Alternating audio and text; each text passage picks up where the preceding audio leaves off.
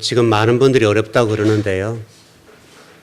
그래도 이렇게 우리 교회 성도들 가정들을 쳐다보면 물론 어려운 가정도 계신데 그래도 보편적으로 보면 많이 좋아진 것 같아요. 어떤 시간이 가면 갈수록 성도들의 가정들이 좀 좋아진 것 같아서 목사로 너무나 좋습니다. 특별히 이제 거의 한 6개월 또 올 한 해가 좀 지나왔는데 저 개인적으로는 그동안에 또 말씀을 계속 열어주시고 또 그 열어주신 말씀들을 여러분들에게 대언할 수 있는 그런 복을 주신 것을 감사히 생각합니다. 원래 오늘은 뭐 맥주 감사 주일이니까 맥주 감사 주일에 관한 설교에 맞는 건데 많이 고민했지만은 그래도 끊임없이 왔던 대로 가자 해서 그냥 계시록을 잡았습니다. 여러분 오늘 말씀을 통해서 은혜를 좀 받으시길 바랍니다. 오늘 말씀은 우리 지난번에 창세기 1장 3절을 통해서 계시를 풀어봤는데요. 오늘 1장 4절을 통해 좀 풀어보려고 합니다. 굉장히 중요한 본문이라 좀 제가 한번 읽어드리겠습니다. 창세기 1장 4절인데요. 하나님이 빛을 낮이라 부르시고 어두움을 밤이라 부르시니라. 저녁이 되고 아침이 되니 이는 첫째 날이니라. 이렇게 되어 있습니다.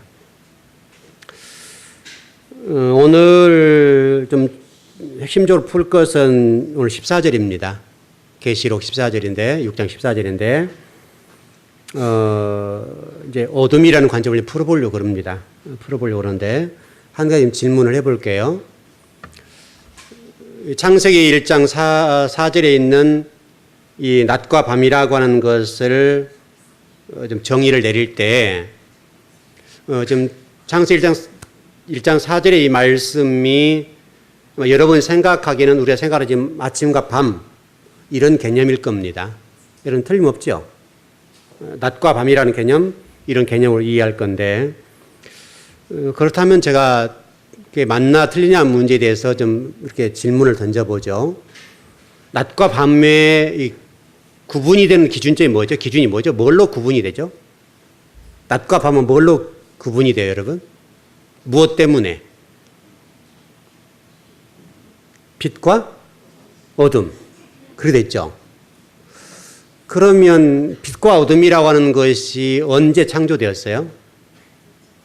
넷째 날 창조됐죠? 그럼 틀림없죠? 그러니까 넷째 날 1월 성신이 창조되었으니까 넷째 날이 기준이 돼서 낮과 밤이 갈려야 맞다 그거죠. 틀림없죠? 그러니까 밤과 낮이라고 하는 이 창세기 1장 3절 4절의 이 내용이 우리가 생각하는 어떤 밤과 낮이라고 하는 개념 이것을 규정하는 말씀은 아닐 거라 이거죠.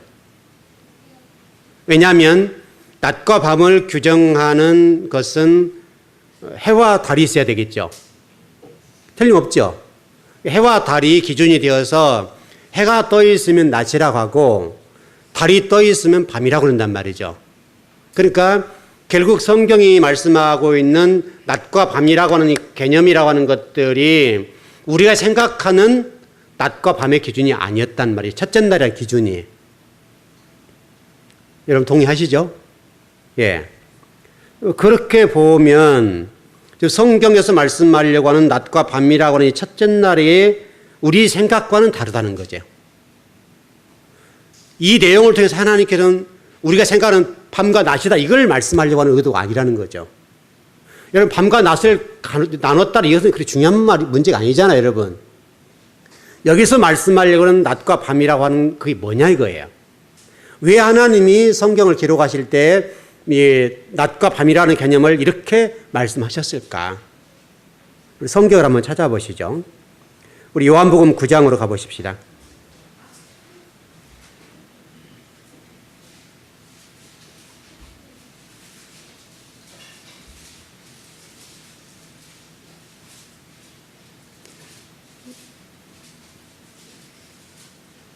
네, 요한복음 9장 1절에서 5절입니다. 예, 다 치셨죠? 예, 1절에서 5절까지 같이 한번 합독해 보십시다. 예, 시작. 예수께서 길을 가실 때에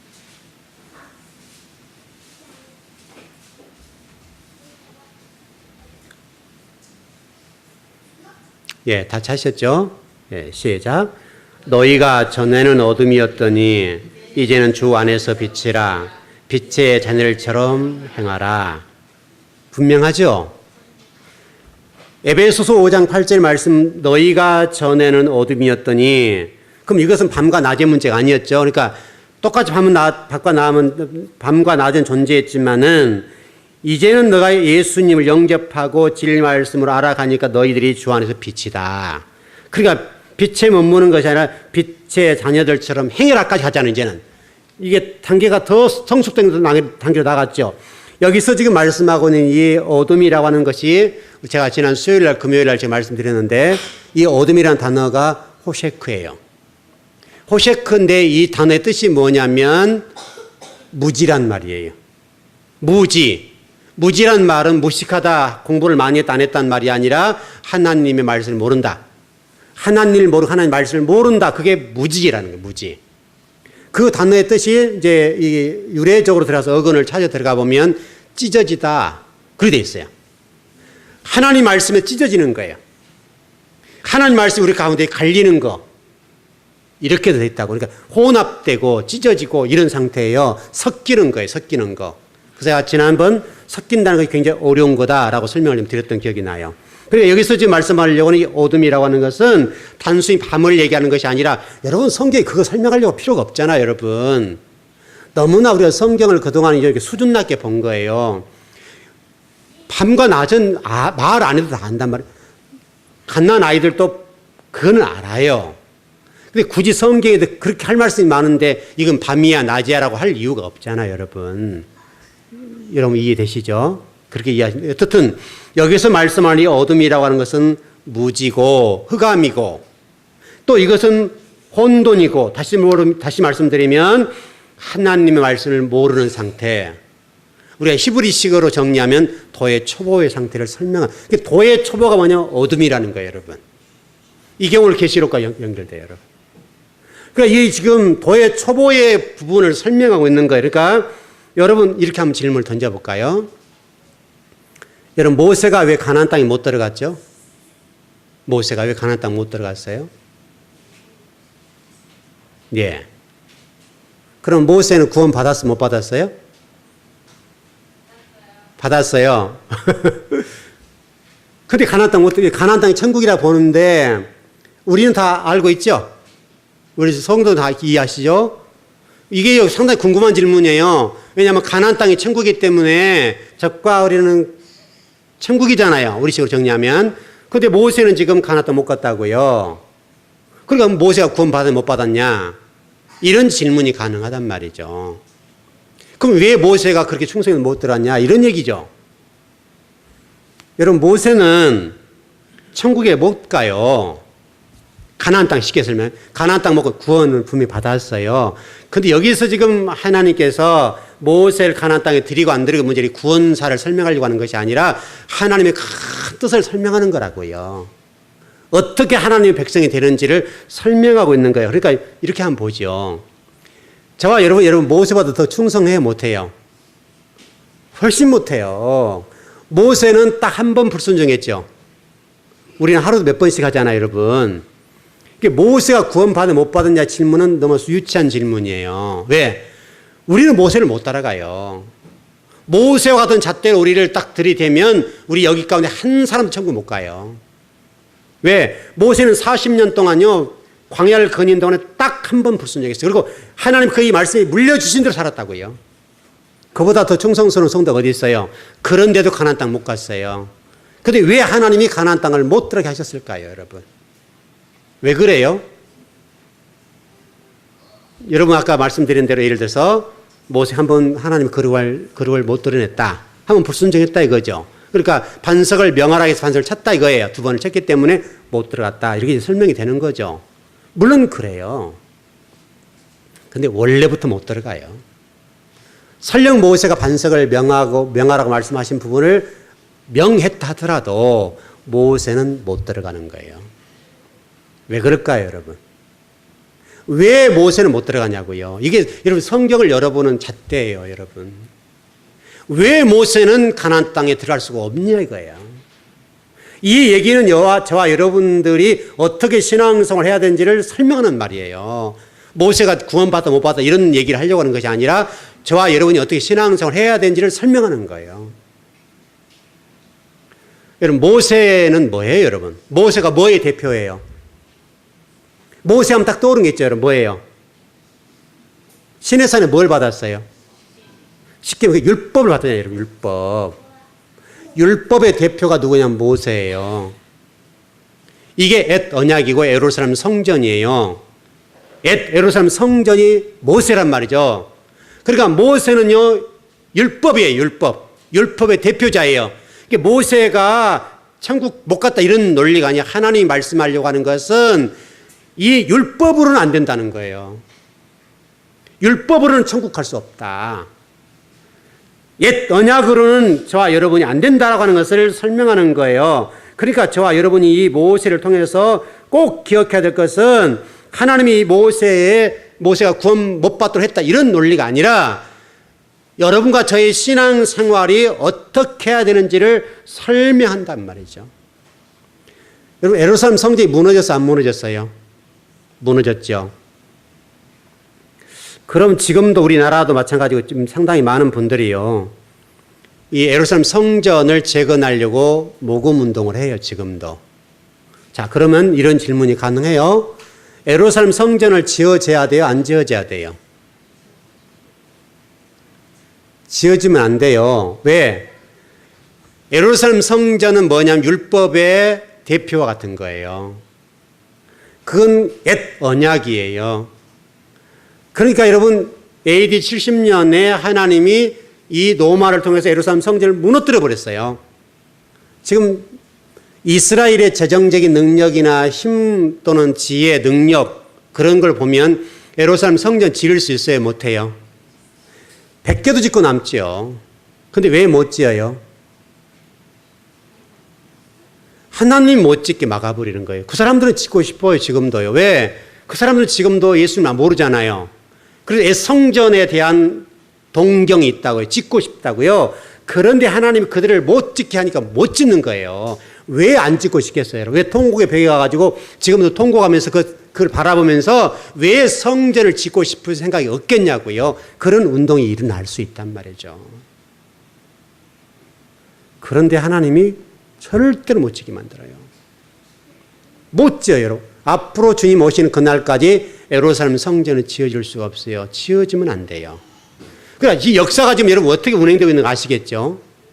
이스라엘 힘으로 하면 성전 1000개도 지을 만큼 능력이 있어요. 그런데 그 군사력과를 생각해 보세요. 그런데도 이런 성전을 못 짓잖아요. 하나님이 강력하게 막아버리니까. 못 지어요. 앞으로도 못 지어요. 지을 수가 없어요. 바로 이와 같은 건데 여러분, 사도 바울이 이 부분을 뭐라고 설명했는가 하면 구약의 율법을 몽학선생이다 그랬다고요, 여러분. 기억나시죠, 여러분? 사도 바울이 정확하게 구약을 봤어요. 몽학선생이라고 했대요, 몽학선생. 그래서 구약의 말씀이 중요해요. 중요하지만 그것만 가지고 안 된다고요. 그 옛 율법에 머물러면 안 된다. 그런데 우리는 그동안에 지금 하나님 말씀을 볼 때에 문자 중심으로 봤어요. 문자 중심보다는 창세기 1장 3절, 4절 똑같이 문자로 해석을 한 거예요. 그렇게 보다 보니 성경이 엉뚱한 대로 가는 거죠. 여러분, 구약과 성경을 이렇게 보면 정리가 되어 있는데 그렇게 안 돼요. 그러니까 우리 지금 한국교회가 이렇게 침체가 된 것은 왜 그런가 하면 바로 이 도의 초보에 머물렀기 때문에 그러는 거예요. 젖병 수준에 머물렀기 때문에, 다시 설명하면 구약의 율법에 머물렀기 때문에. 여러분, 예수님이 뭐라고 말씀하셨어요? 내가 율법을 폐하러 온 줄 아느냐? 그렇지 않다. 어떻게 한다고요? 완성하러 왔다. 완성. 예수님만이 율법을 완성하는 거예요. 여러분, 예루살렘 성전의 본체가 누구세요? 예수 그리스도세요. 예수 그리스도 오셔버렸기 때문에, 본체 대신 예수 그리스도 오셨기 때문에 예루살렘 성전 껍데기는 없어져야 된다고, 여러분. 만약 예루살렘 성전이 세워지면 이거는 굉장한 일이에요. 있을 수 없는 일이에요. 왜? 본체 대신 예수 그리스도가 오셨는데 그 성전이 지어진다는 말도 안 되는 거예요. 그만큼 하나님 이 역사를 어떻게 운행하고 계신가를 설명하고 있고, 지금도 그렇게 역사하고 있다는 걸 보여주는 거예요. 그러니까 예루살렘 성전은 절대 못 지어져요. 옛 언약은 소멸시효라고 그러죠, 여러분. 그 소멸시효가 지났기 때문에 마땅히 이 땅에 없어져야 돼요. 그래서 계시록 6장에서도 예루살렘 성전을 무너뜨리겠다고 말씀하신 것이 그거예요, 여러분. 왜 성전을 무너뜨리겠어요? 율법이기 때문에. 율법이 대표고 율법의 본 장소이기 때문에 없애는 거예요. 곧 그 얘기는 저와 여러분이 무엇을 바라보고 신앙생활을 해야 된다는 거예요? 예수 그리스도. 또 그분이 말씀하신 말씀 중심적으로 신앙생활을 해야 된다. 그런 얘기예요. 근데 문제는 뭐냐면 저와 여러분들이 지금 하나님 말씀에 대해서 초보에 머물러 있다. 그 얘기예요, 지금. 계시록에서 지금 말씀하고 있는 것은 저와 여러분의 지금 신앙이 도의 초보에 머물러 있다. 자, 보십시다, 한번. 자, 여러분, 광야에 예루살렘이 애굽에 나왔던 이스라엘 백성들이 광야에 다 죽임을 당했죠. 왜 죽임 당했어요? 원망 불평하고 불순종하게 죽었죠. 물론 그 부분도 있죠. 그러나 더 좀 들어가 보자면 하나님 우리에게 말씀하시는 거예요. 너희들이 만일 이 이스라엘 백성들처럼 너희들이 도의 초보에 머물러 있거나 율법에 머물러 있으면 너희들도 죽어. 그 얘기하고 있는 거예요. 하나님이 그들을 죽이는 데 목적이 있는 것이 아니라 저와 여러분들 현대 그리스도인들에게 얘기하는 거예요. 너희들도 광야에서 죽었던 이스라엘 백성들처럼 율법에 머물러 있으면 너도 죽어. 근데 여러분 보세요. 그 가운데도 여호수아 갈렙은 살았죠. 여호수아는 예수하기 때문에 하나님 구원자다라고 하니까 살았고요. 갈렙은 여러분 12정탐꾼 가운데 한 사람이었죠. 12 가나안 땅을 바라보고 그걸 보니까 새로운 말씀을 받아들였잖아요, 여러분. 그러니까 여러분 갈렙은 산 거예요. 나머지는 다 죽었잖아요. 10 정탐꾼들은 가나안 땅을 보고 여러분 안 받아들였잖아요. 새 언약, 다시 설명하면 새로운 말씀을 받아들이지 않으니까 죽여버리는 거예요. 그래 여러분 이 광야의 사건을 단순히 하나님이 잔인하게 왜 죽이셨을까? 그들이 구원 받았느냐 못 받았느냐 그쪽에 논리를 둘 것이 아니라 하나님이 왜 저렇게 일하시고 계시는가? 하나님이 지금 저를 통해 말씀하시는 의도가 뭔가? 저와 여러분들이 지금 말씀하는 거예요. 너희들도 이스라엘 백성들처럼 광야에서 율법의 중심이 되면 죽는다. 설명하는 거예요. 바로 이게 여러분 도의 초보예요. 이게 옛 언약이고 이 언약의 말씀으로 가면 죽인다. 그런 말이에요. 그래서 여러분 제가 창세기 1장 1절에서 여러분 이런 말씀 드렸잖아요. 제가 계속 말씀드리는데 이 태초에라는 단어를 제가 설명을 참 많이 했죠, 여러분. 여러분 새겨졌죠? 태초에라는 단어가 베레시트라는 단어인데 이 베레시트라는 단어는 합성어예요. 그게 레시트라는 단어가 있어요. 그 레시트라는 단어가 중요한 건데 이 레시트라는 단어가 뭐냐면 머리란 말이에요. 머리. 이 머리가 바뀌어져야 된다. 그 얘기를 하고 있어요. 무슨 머리로요? 그리스도의 머리로.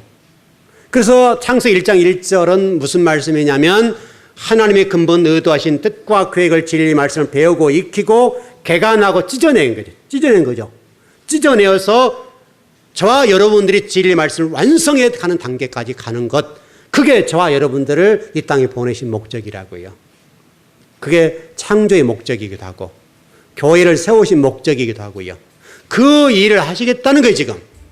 그러니까 여러분 성경 전체가 그렇게 지금 연결되어 있어요. 그래서 여러분 복음서에 보게 되면 예수님 뭐라 말씀하셨는가 하면 진리의 말씀을 가진 자는 뭐다? 진리의 말씀을 가진 자는 뭐라고 그랬어요, 여러분? 엘로힘이다. 신이다 그랬다고요. 성경 돼 있잖아요, 여러분. 복음서 읽어보세요. 하나님 말씀을 가진 자는 여러분 히브리어로 보게 되면 히브리어 성경은 엘로힘 이렇게 됐어요. 신이라고 됐다고, 신. 저와 여러분이 하나님 말씀을 가졌으면 신이래요. 여러분이 신이 됐다는 말은 하나님이 됐다는 말이 아니라 그만큼 저와 여러분 하나님 말씀을 기경되고 개간되고 정말 예수님처럼 돼버렸다는 거예요. 그 엘로힘이라는 단어가 창세기에 넘어가면 예수 그리스도라는 말이 되거든요. 그러니까 너희들이 하나님 말씀을 가졌으면 신이다, 엘로힘이다 라고 지금 설명을 하고 있단 말이에요. 자, 여러분 본문으로 들어가 보시죠. 14절 제가 한번 읽어드리겠습니다. 하늘은 두루마리가 말리는 것 같이 떠나가고 각 산과 섬이 제 자리로 옮겨짐에 이렇게 되어 있습니다, 여러분. 이 본문이 만만치가 않습니다. 여러분, 하늘이 두루마리처럼 말린대요. 이해가 됩니까, 여러분? 하늘이 말린다는 거, 이게. 이거는요, 우리가 지금식으로 해석하면 해석이 안 돼요. 1세기의 사람들의 사상이라 보겠는데, 1세기 사람들이 하늘을 생각할 때는 어떤 개념으로 이해했는가 하면 둥글고 단단한 천장으로 이해를 했어요. 천장 개념으로. 그게 말리는 거예요. 그렇게 이해를 했고요. 요한은 바로 그런 관점에서 말씀을 대언해 주는 거예요. 자, 우리 이사야서로 한번 가보십시다. 51장입니다.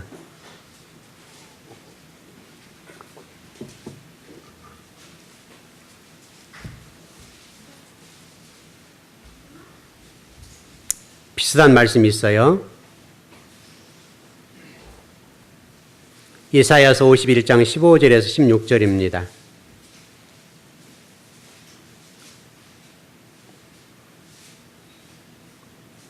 네, 같이 한번 합독하십시다. 시작.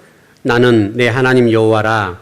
바다를 휘 저어서 그 물결을 뒤흔들게 하는 자이니 그의 이름 만군의 여호와니라. 내가 내 말을 내 앞 입에 두고 내 손 그늘로 너를 덮었나니 이는 내가 하늘을 펴며 땅의 기초를 정하며 시온에서 이르기를 너는 내 백성이라 말하기 위함이니라. 여러분, 하늘을 편대요, 하나님께서. 자, 정리해 보십시다. 하늘과 땅을 말하면서 시온을 지금 말하면서 저와 이런 하나 백성이란 말하는 건데, 하늘이라는 개념은 히브리어 샤마임이라는 단어입니다. 근데 이 단어는 고대 근동 지방의 사람들과 1세기 사람들이 샤마임 하면 이해하는 게 뭐냐면 이스라엘 백성, 그렇게 이해를 했다는 거예요. 이스라엘 백성 또는 사람이라는 개념으로, 또는 하나는 율법 아래 있는 백성들, 이렇게 이해하고 율법 이렇게 이해했다는 거예요. 당시 얘기예요. 지금으로 얘기하면 이해가 안 되는 거지만 그때 고대 근동 지방과 1세기 사람들이 샤마임이라는 말은 하늘 이렇게 얘기하는 것이 아니라, 여러분, 누가 사람들 좀 실력이 높은 사람들 하늘처럼 높은 사람이 그렇게 얘기하죠, 여러분. 우리도 그렇게 얘기하잖아요. 그렇게 얘기한 것처럼 이때 당시 율법이라고 말하기도 하고 사람이라고 말하기도 하고 하나는 백성, 율법을 있는 백성이라고 말하기도 하고 더 나아가서는 이게 예루살렘 성전 이렇게 얘기도 했단 말이에요. 성전을 하늘로 이해를 했어요. 샤마임 이렇게 이해했단 말이죠. 이렇게 이해하게 된다면 이 말은 무슨 말씀이 되는가 하면 신학적으로 정리를 해보게 되면 이스라엘은 없어진다, 그 말이 돼요. 이렇게 이해된다고요. 그러니까 여러분, 이 말은 좀 베드로후서 3장 12절로 가보십시다. 이제 정리를 해야 가야 되겠는데, 베드로후서 3장 12절입니다. 이 말씀을 이해하면 이 말씀 이해됩니다.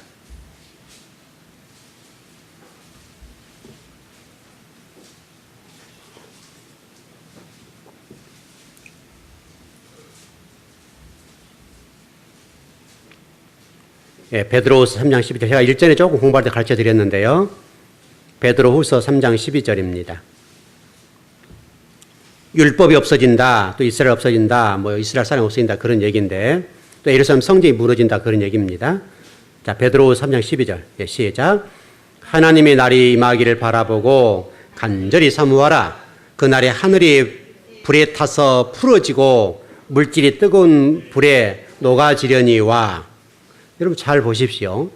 하늘이 불에 타서 풀어지고 물질이 뜨거운 불에 녹아지려니와. 여기 지금 물질이라는 단어가 나왔는데 옛날 성경이랑 좀 다르게 체질이라는 말로 되어 있을 겁니다. 옛날 성경은. 옛날 성경은 체질이라고 하는 이 물질이라는 단어가 헬라어 단어로 보게 되면 스토이케이온이라는 단어예요. 이게 무슨 말이냐면 다른 성경에 보게 되면 이게 초등학문이라는 말과 똑같아요. 자, 우리 갈라디아서 바로 가깝게 있으니까 갈라디아서 4장 3절 한번 보시죠.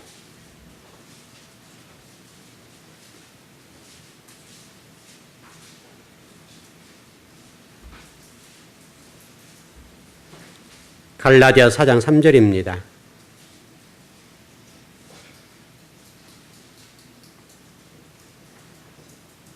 예, 다 찾으셨죠? 갈라디아 천천히. 갈렙빌 그래 됐으니까요. 네, 시작. 이와 같이 우리도 어렸을 때에 이 세상의 초등학문 아래에 있어서 종노릇 하였더니, 지금 잘 보십시오. 지금 어린 아이 얘기가 아니죠. 어른인데 지금 어떻다는 거예요? 하나님 말씀이 어린아이와 같아가지고 초등학문 아래에 있었다. 그 말이죠. 그래, 안 그래요? 그 말이죠. 그러니까 그 말과 물질이라는 말이 다 똑같은 헬라어 단어예요. 똑같은 단어예요. 자, 우리 갈라디아서 4장 9절을 보시죠. 4장을 찾으셨으니까 4장 9절. 네, 시작. 이제는 너희가 하나님을 알 뿐 아니라 더욱이 하나님이 아신 바 되었거늘 어째 다시 약하고 천박한 초등학문으로 돌아가서 다시 그들에게 종노릇 하려 하느냐. 이해되십니까, 여러분? 골로새서 시간이 어떤지 뭐 읽어도 될 것 같습니다. 골로새서 한번 보시죠. 2장 8절. 히브리서까지 좀 보십시다. 기왕이면. 골로새서 2장 8절.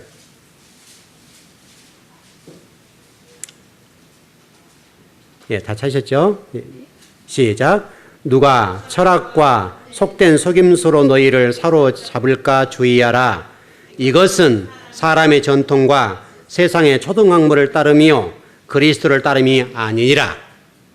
여러분 보십시오. 세상의 철학과 속임수, 제가 전번에 쿠에즘이라는 단어를 좀 썼었죠. 여러분 좀 어려운 단어입니다만은 이게 하나님 말씀을 대언해 주는데 실질적으로는 하나님 말씀이 아닌 거죠. 근데 그런 사람들의 최후가 어떻게 된다는 거예요? 그런 말씀을 배우는 성도의 최후가 어떻게 된다는 거예요? 여러분 성경에 오늘 되어 있잖아요. 속임수로 속인 그 사람들은 그리스도를 따르는 게 아니라는 게 종노릇 하는 거라요. 종노릇. 자, 우리 히브리서 5장 12절입니다.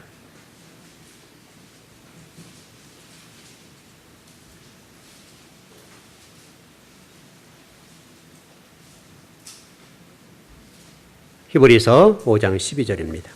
여러분 굉장히 중요한 본문들이에요. 지금 말씀이. 시작.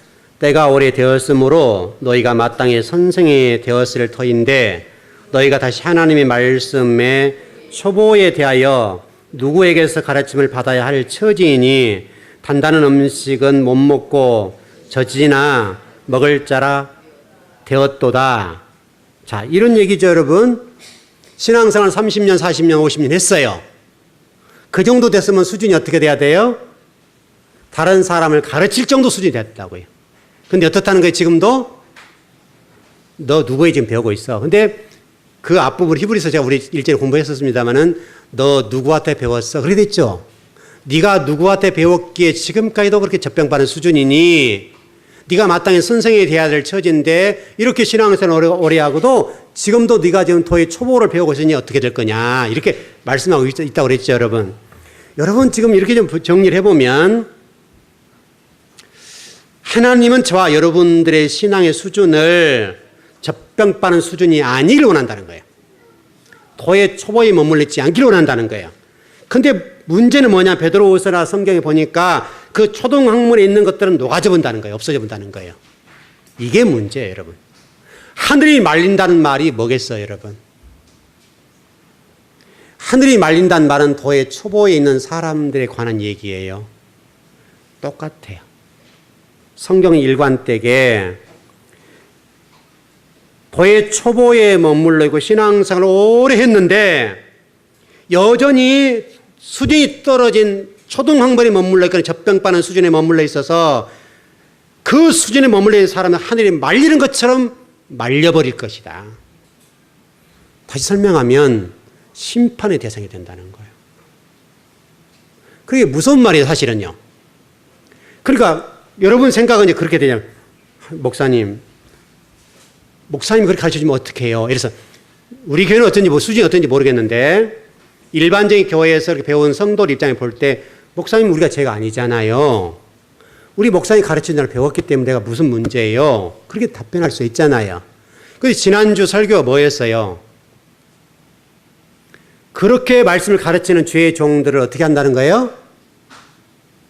하나님이 해달 별을 하늘에 떨어진 무화과 나무가 떨어진 것처럼 대풍에 흔들 떨어진 것을 떨어뜨려 볼 것이다. 여러분 성경 보게 되면 뭐라고 해서 하나님이 어디서부터 심판한다고 그랬어요? 하나님의 심판을 어디서부터 한다고 그랬어요? 여러분 생각에는 안 믿는 사람부터 어떤 심판할 거라 생각하죠. 그러면 참 좋겠죠. 이미 그 사람들은 심판 대상이 이미 확정이 되기 때문에 말할 거 없고, 성경은 뭐라고 됐는가 하면 어디서부터 교회부터 심판은 교회 어디서부터 심판한다는 거예요. 교회 어디서부터요? 이거 강단이요. 늙은 자로부터서 심판할 것이다. 늙은 자가 누구예요? 강단이잖아요, 여러분. 강단이 심판받으면 그 강단에 속한 성도는 어떻게 되겠어요? 큰 불을 보듯 뻔한 거죠. 그러니까 여러분이 그렇게 우리 목사님이 가르쳐줬기 때문에 그걸 몰라요. 그러면 그 목사님은 심판 받으면 다행인데 어떻다는 거예요? 목사님은 당연하게 심판 받는 거고 그 속한 성도들도 심판 당한다는 거예요. 그래서 무서워요, 말씀이. 이 강단이요, 그렇게 무서운 자리예요.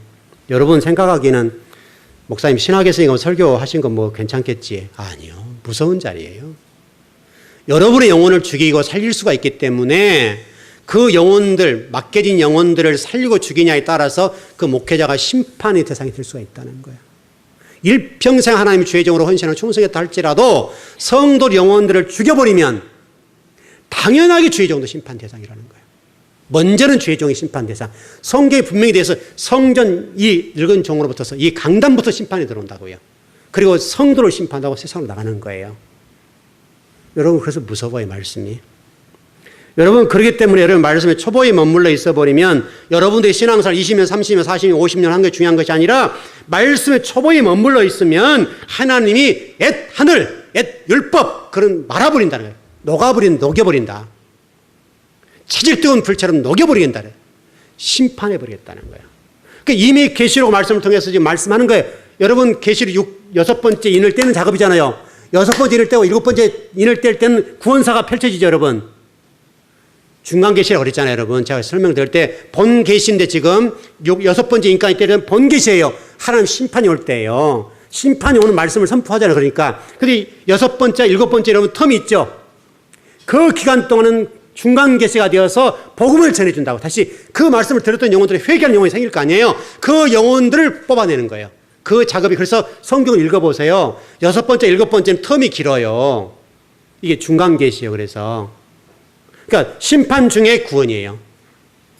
여러분 그래서 계시록에는 6번째, 7번째 이 말씀이 길어요. 4, 5, 6 이까는 쭉쭉쭉 연결되다가 6번째, 7번째 이 텀은 상당히 장수가 길어지는 거예요. 왜? 하나님 말씀을 듣고 회개하는 영혼이 생긴다는 거예요.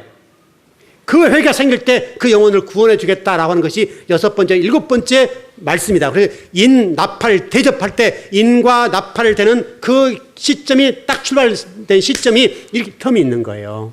그래서 7번째가 시작되면서 바로 첫 번째 나팔이 불어버려요. 심판이 시작된다고요. 그래서 여러분 성경이 그런 구도로 되어 있어요. 6번째 쭉 가다가 7번째를 쭉 이게 6번째, 7번째 이 관계 길어요. 이 긴 기간 동안에 이게 심판의 말씀을 듣고 회개한 영혼들을 구원하는 심판이에요. 구원하는 단계예요. 그러다가 7번째 나팔 인장이 딱 온과 동시에 나팔이 확 불어버려요. 나팔이 불가듯이 첫 번째, 두 번째 쫙 나가는 거예요. 그리고 나팔 장 6번째가 가고 7번째 할 때 그게 구원사 다시 중간 계시가 있는 거예요. 여러분 성경이 그렇게 되어 있어요. 구조가. 대접장 때는 없어요. 대접장 때는 중간 계시가 없어요. 그때는 무조건 심판이에요. 기회를 주셨기 때문에.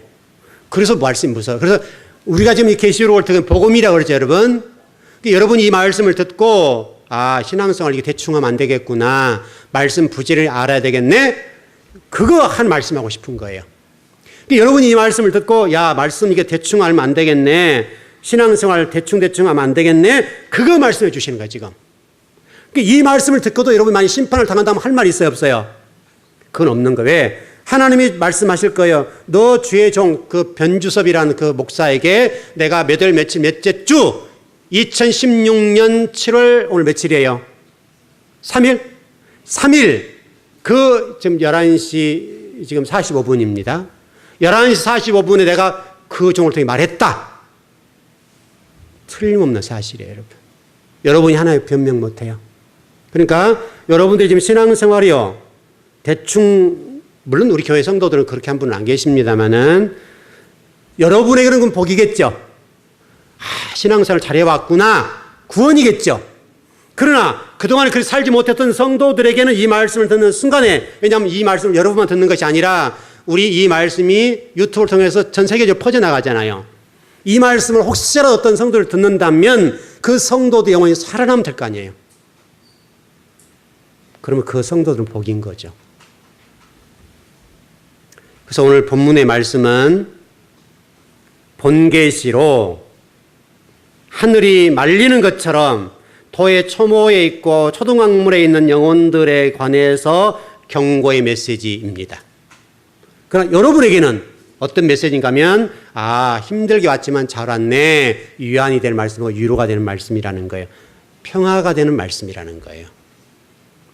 여러분 그동안의 말씀을 공부하고 또 말씀의 어떤 그 칼 같은 말씀 때문에, 예리한 칼의 말씀 때문에 때로는 말씀 따라오기 힘든 부분이 있겠지만은, 그러나 그것이 얼마나 복된가, 참 잘 왔네, 이렇게 된다 그거예요. 여러분 모두가 이제는 도의 초보에 머물러 계지 마시고 진리의 말씀 속으로 가십시오.